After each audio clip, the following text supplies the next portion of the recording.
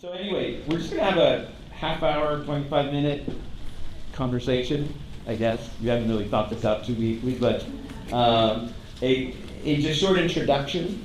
Jim, I'll say a little bit about you and then kind of put in. Jesuit, author, editor-at-large of American Magazine and the National Catholic Review, founder of the Outreach Ministry, a consultor to the Vatican's Dicastery for Communication, and a member of the 2021-2024 Synod of Bishops. The internet has a little bit more information about Jim, and we know that we can take the internet at face value because it has quotes that are attributed to him. Oh, God. So before becoming a priest, Jim, you graduated from the University of Pennsylvania's Wharton School of Business and spent 6 years, quote, climbing the corporate finance ladder at General Electric. Then he had an epiphany, or I should say you had an epiphany, and you quit your high-paying corporate job after watching a documentary about the Trappist monk Thomas Merton. Raise your hands if you heard of Thomas Merton. The decision was made with, quote, almost no reflection, end quote. Guided only by, quote, generally accepted accounting principles, end quote. In this case, a higher calling instead of the highest salary. Congratulations.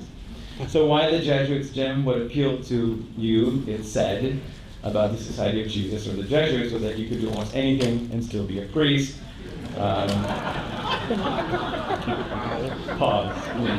Not everything. Reflected on the flexibility that would allow him to be a writer, a teacher, and even a parish priest. So in addition to writing 15 books, this, Jim, allowed you to become the official Colbert Report show chaplain, and even, this I did not know, a cameo appearance as a priest in Martin Scorsese's 2019 mob film, The Irishman. But more seriously, but not too seriously, what's particularly unique about you, Jim, is your marriage of vocation, service, prayer, reflection, and humor. A proponent for the importance of humor and joy in the spiritual life, which you led you to write a book on the subject, which is brilliantly titled Between Heaven and Earth. On the question of refugees and migrants, your vocation began there, I think, working with refugees in Kenya for 2 years and founding a micro enterprise in 1994 that still operates today. And you wrote your first book about that experience. And the title of that was This Our Exile, A Spiritual Journey with the Refugees of East Africa. I'm almost done talking about that.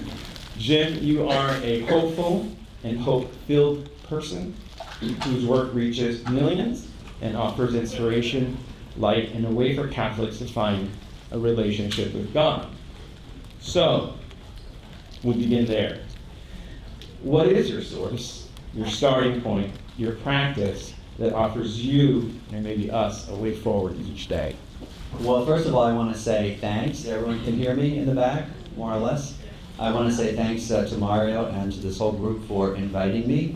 I told Mario earlier, I feel a little bit like a fraud. I'm not Bishop Seitz or my Jesuit brother, Brian Strasburger. I don't work with refugees or migrants currently.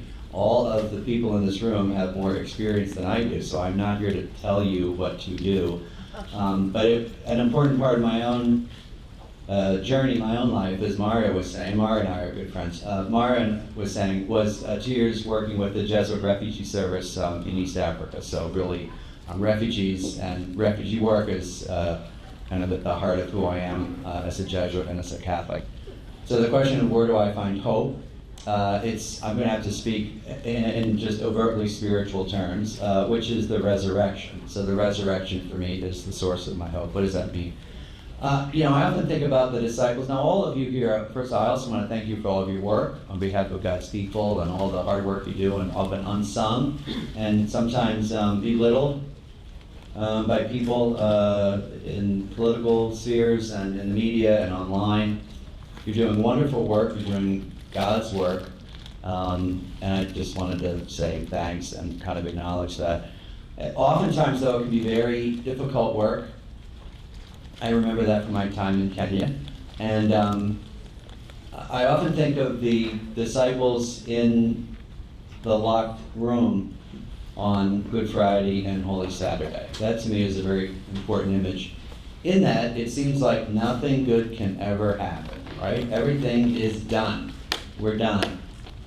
Imagine them on Holy Saturday, right? Cowering, right, out of fear. Everything is over. And I think one of the messages for me of the Gospels, really, and really Jesus' whole life, is nothing is impossible with God. So they couldn't possibly have anticipated the resurrection, right? The appearances of the risen Christ, and his loving presence among them. And I think that message for me, nothing is impossible with God, bookends Jesus' life, right? We think about at the Annunciation, that's what the angel Gabriel says to Mary, right? Here we are in the Feast of Our Lady of Sorrows. What a perfect time to have this conference at the Feast of the Exaltation of the Cross. So I thought that homily last night by Brian was beautiful. And Our Lady of Sorrows, right? Who she sorrows. But Jesus' life is bookended by those messages. Nothing is impossible with God, right? We hear at the Annunciation. And nothing is impossible with God really is the message of the resurrection. So I think when all of us are feeling despairing or hopeless, we have to remember that we're not the first ones to feel this way, right? And truly, nothing is impossible with God. So I think that's what really gives me hope. I mean, as you say, I work with LGBT people and I get a lot of pushback online, and I continually go back to that, the resurrection. So if we lose sight of that, I think it's very easy to despair. So I always encourage people to go back to that and to really believe in it. Thank you. Hope that was funny enough for everybody. I think we Laugh riot. You should wrap this up. It's a wrap. Sort of broadening the lens a little bit, but then bringing it back. And I'll start somewhere that you'd asked me not to, and I'm lying there, but it does get to the question of how you also navigate both communicating into this space and the ideas of what should motivate us in the context of law. And I simply want to share, right, this problem that the American public sort of has relabeled humans as legal or illegal. Right? It's a phenomenon of the last 100 years. And I don't think, at least that's all we know, right? He's an illegal, she's an illegal. It's an interesting problem, almost like Nixon called voters taxpayers. Like, that's kind of brilliant, but cynical. So there's this problem of rule of law, right? So that people whom we judge in suffering are seen as, under the rule of law lens, as lawbreakers or law abiders. And I think we're stuck in that mud. We can't move it forward. So I'm curious to know, like, just your thoughts or your feelings, the sort of feeling in that space is how do you maybe counsel us in navigating that tension, right, between conversations that maybe you've had at the table in some of the more challenging settings where there is this tension between rule of law and, I guess, empathy or mercy and compassion. How do you help us think that through? Yeah, it's a big question. I would start with feelings, since you asked about that. I think my primary feeling today, when I see how people categorize and stereotype refugees, refugees, I often tell people that I work with in East Africa were among the hardest working people I've ever met. Right? And I often would say, what would you do in this situation? If your village was kind of consumed by warfare and you needed to take your kids somewhere. You all know this. I'm not telling you anything to do. So I find a great deal of anger that people treat people like this and speak about people like this. And I also think, because so many people who do this are Christians, or at least overtly Christians, a great deal of disappointment, really. I often think that how much catechesis, I'm not talking about just Catholics, but how much catechesis has the Christian church really done in the United States if we can sort of shift so easily to demonizing people? So where do you go from there? I think, I'm not telling you anything new. I think, when Jesus is asked about difficult questions, he doesn't respond with a PowerPoint presentation, right?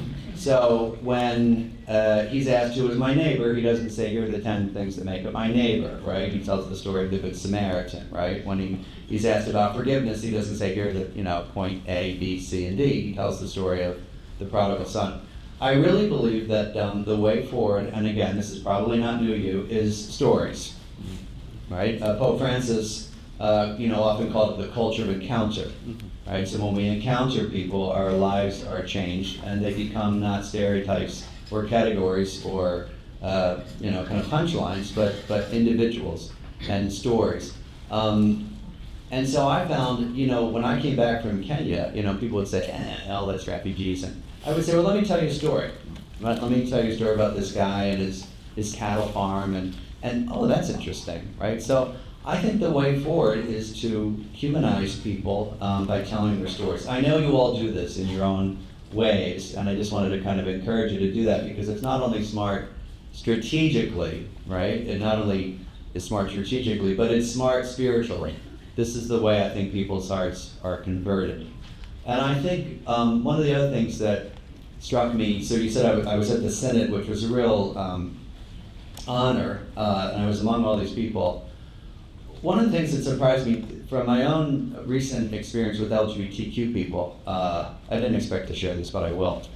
I think I had this idea when I went to the Synod that if I only sat in front of someone and told them a story about an LGBTQ person, they would be converted, right? That if only I would, there were 350 people at the Synod, and I was able to do, I think, 4 general interventions. You could make 4 general interventions. And they were all on LGBT stuff. Not because that's the only thing I care about, but because I think there were a few people that were actually speaking on behalf of that community. And so I told stories, which I thought were pretty compelling, about LGBTQ people. And people came up to me afterwards and said, you know what, that was disgusting. So I think my conversion, a little bit about the Synod, which may relate to the work that everyone in this room does, is that conversion takes time, right? And Cardinal Hollerich, the Relator General, I think is the title of the Synod, who's a Jesuit, said, synodality is going to take time because the Holy Spirit takes time. And that was a real conversion moment for me. And I think that when we think about the ways that we have to change the public discourse about migrants and refugees, which we all agree on, right? The way we have to change it, or the way that it needs to be changed, I think we can get very impatient. But again, that insight from Cardinal Hollerich really stuck with me. The Holy Spirit takes time, right? So it's going to take time to convert people to synodality. It's going to take time to convert people on the question of LGBTQ issues, to see them as human beings. And it's going to take time, because I think we've taken some steps backwards, to convert people in terms of understanding refugees. The point is to not be so hard on yourself, right? And not say, I'm failing, or we're failing, but to say, this will take time, because hearts take time to be converted, right? I'm sure that the people that Jesus told the story of the prodigal son to didn't just say, oh, okay, now I got it. You look at the rich young man. Does he come back afterwards? Right, that's a part of the gospel I always like. People say, does he come back and say, I was thinking about that. So to be patient with yourselves, right, and to be gentle with yourselves in your work, because this is very difficult work that you are doing. Not only difficult, day to day. I mean, the stuff that you're doing is difficult day to day, but to have people push back makes it even more difficult. I also want to say something else. This is a little off topic. One of the stories, I also didn't expect to say this, one of the stories that I often use to help people understand LGBTQ people, and I think it's directly related, is the story of Zacchaeus. And if you look at Zacchaeus as an emblem of someone who is on the margins, and we can think about Zacchaeus as someone who's a migrant or a refugee, the first thing that is told in that gospel story is that he is a man of little stature. How little stature do migrants and refugees have today, right? And he can't see Jesus. Why? On account of the crowd. How often are other Americans the crowd that prevents migrants and refugees from really being who they are and seeing Jesus? So as you know in the story, he's up in the tree, he has to do something, he has to migrate up the tree, really, right? Do something difficult just to do what everybody else is doing, which is seeing Jesus, right? Because Luke's gospel says, what did he want? He wanted to see who Jesus was, right? But the line I always come back to is, Jesus says, I must come to your house to dine tonight, which is a sign of table fellowship, right? Back then. And it says, Luke says, all who saw this began to grumble. All who saw this began to grumble. Because showing mercy to people on the margins always makes some people furious, right? And yet Jesus stands there, and so does Zacchaeus, right? So even in the face of the pushback, to remember that this is where Jesus wants you to stand, even though there's grumbling. I go back to that all the time. All who saw this began to grumble. And by the way, I was talking about this story with the Jesuit priest who taught me New Testament, Father Dan Harrington, who was just incredible. And he said that the Greek word that is used, panta, includes the disciples. So all who saw this began to grumble, including the disciples. And so even people in the Catholic Church, when they see your work, they grumble. Stick with it anyway. Do you see what I'm saying? Absolutely. Stick with it. The grumbling does not mean that you're doing the wrong thing. It just means that you're showing mercy to people on the margins, and you're getting the same response that Jesus got in Jericho. Jim. I hope that was funny too. So along those lines, think of a young man, the story of a young man who kind of walks away, Sad. Feeling sad and defeated, and maybe he's feeling like, I can't do this. Yeah, that's too much to ask, because letting go is very hard. So suppose he did have that conversation, because he actually ran after the young man, or he came back, what? To the extent that we might feel dejected and discouraged, rationally. Yeah. Reason is telling us something. Where do we go? And by the way, where would you put humor in all of that? I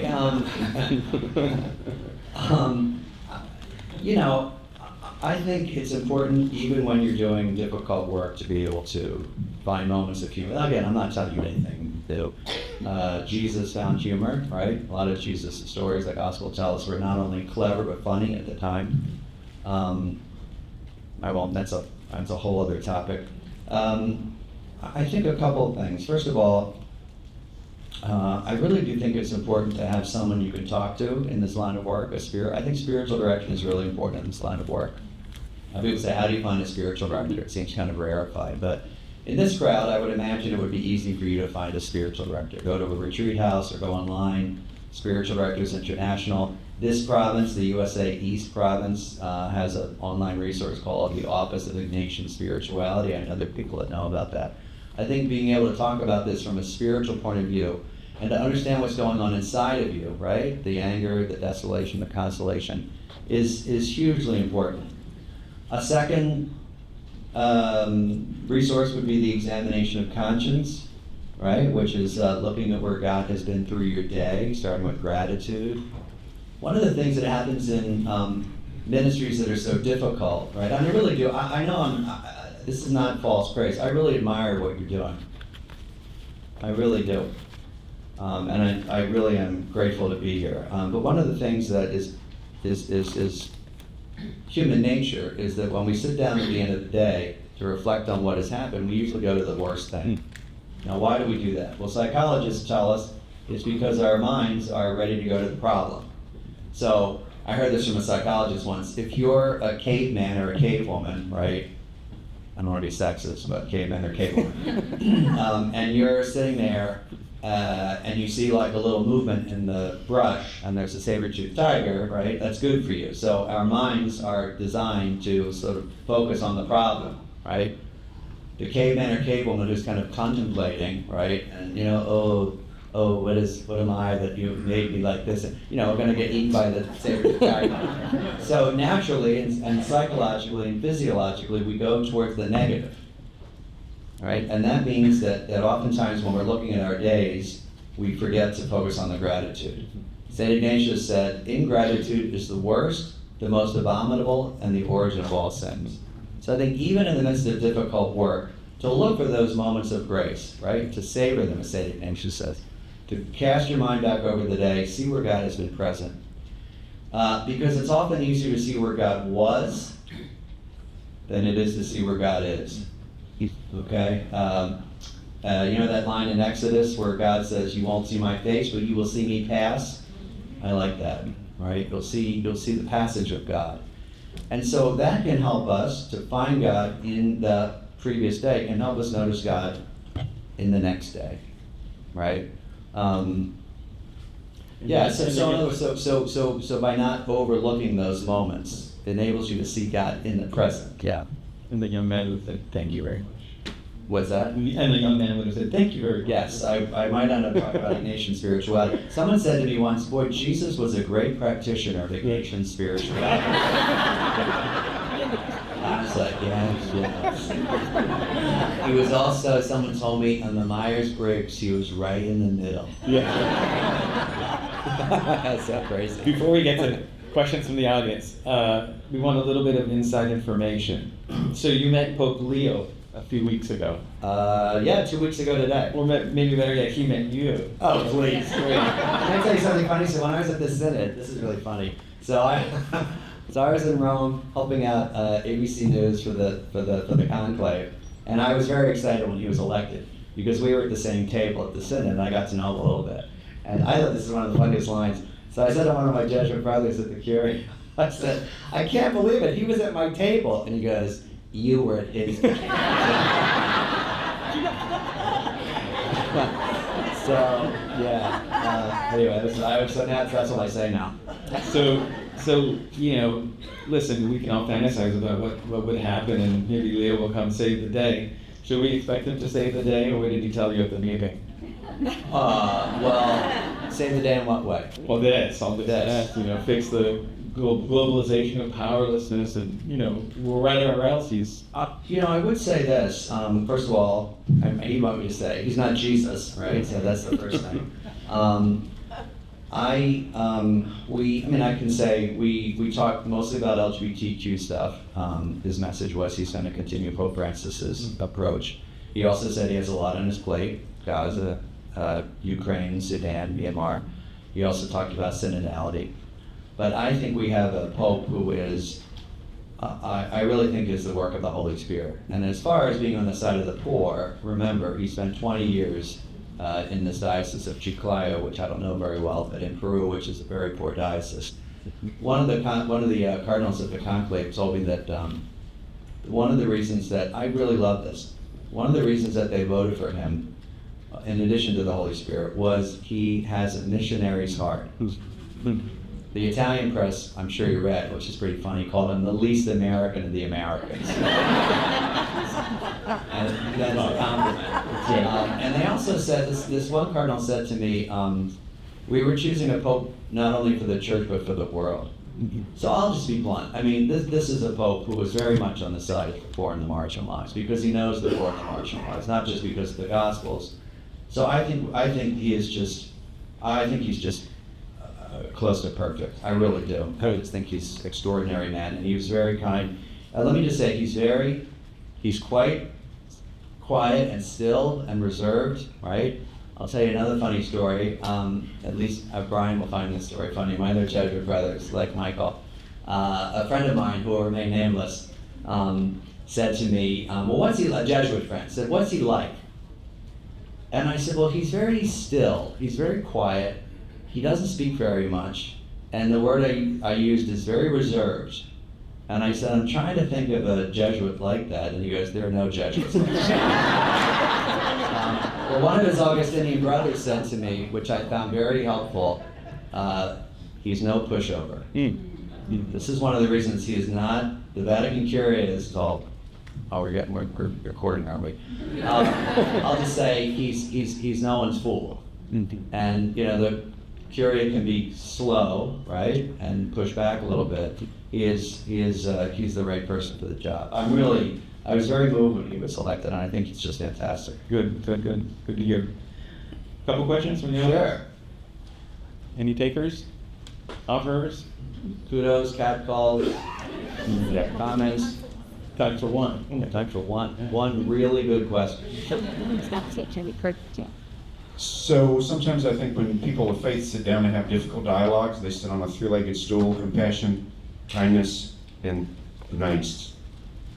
Is nice the right third leg? And if not, what might that be? What a great question. What do you mean by nice, though? Let me ask you what you mean by nice. Nice. Like that. Nice. What did you say? Compassion? Compassion, kindness, and nice.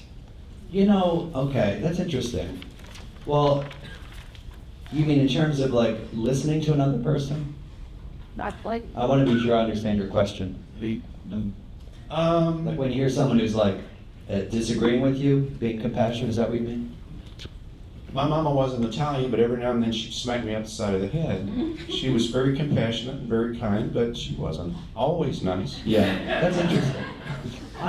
That's an interesting question. I don't know if I've ever thought about it in those terms, so give me a second. I think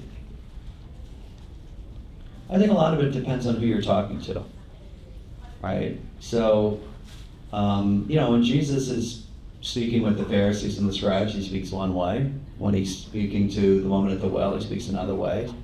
When he's speaking to the Roman centurion, he speaks another way. I think, discernment is very important for us Jesuits, and I think in the Christian model. And so it's discerning, what's going to help here. St. Ignatius often said, which I love, and let me kind of anticipate maybe what you were implying, which is maybe talking to people who might not agree with us, right? People who say, oh, they're all legals, and they're terrible, whatever. Ignatius would say, you go in their door and you come out your door. So what does that mean? That means their door might be, they admire people who work hard, right? Pull up by your bootstraps. And so maybe you tell a story, like Brian told last night, of people who are resilient and resourceful. I say, wow, that's really impressive, right? Or maybe their door is people who are suffering, right? Or maybe their door is people who have children who are suffering, right? So can you go in their door and come out your door? I really do think that stories, though, are the way to go. And I would also say that sometimes it's not so bad to be nice. I think that kind of wins people over sometimes. So go in their door and come out your door. So St. Ignatius. Rosalie, maybe one more. Back here? It's so quiet. To dissipation.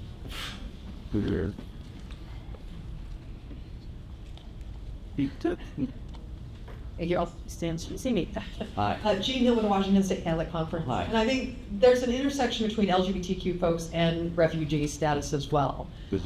How does our church globally help change that narrative on folks who are leaving their home countries because of persecution as an LGBTQ person? Oh, gosh. Wow.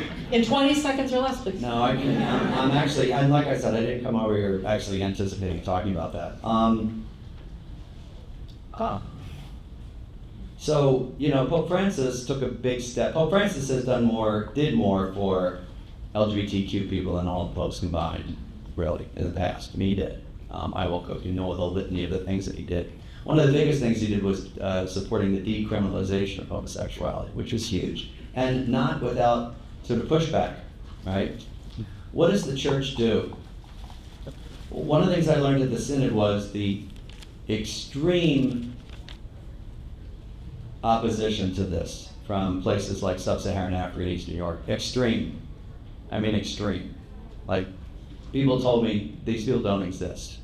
One archbishop said to me, quote, the reason these people exist in my country is because people like you, and he poked me in the chest, as an archbishop, pay them to be gay.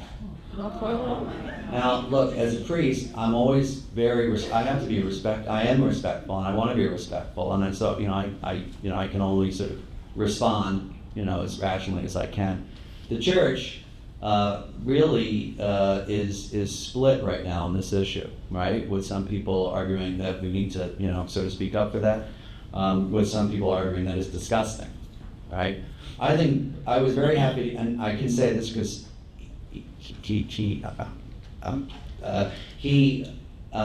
Pope Leo will continue this forward path that Pope Francis has sort of laid out. So I think that's very hopeful.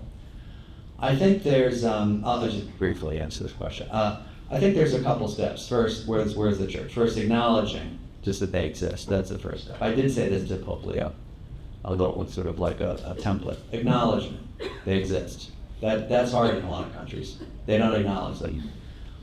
Welcome them, right? Actually have pastoral outreach programs. Listen to them. Not just about LGBT stuff, but just about their experiences with God. Include them in ministry and then advocate for them. That's kind of a 5-step thing. So we're split now. I think the church, and particularly the church in the United States, led by people like Bishop Seitz and the USCCB, have been very, very good on migrants and refugees. So I think we can be very grateful for the leadership of the bishops. Worldwide, the LGBTQ issue is quite different, right? I would say every bishop and cardinal and patriarch and layperson in the room at the Synod was in line with the Gospels on welcoming the stranger, right? So I think for this group, I think that's very hopeful. I think the church has been very outspoken, as it should be. For LGBT stuff, we're waiting. We're being patient. So it's a good question. Thanks. Jim, thank you so much. Thank you for your work, and keep doing your work. We'll keep doing ours. We'll talk again in another year maybe and see how we come along. Yeah, and I just want to say thank you for your work. You're in my prayers, and on behalf of all the people that you don't hear from, thank you. Good job.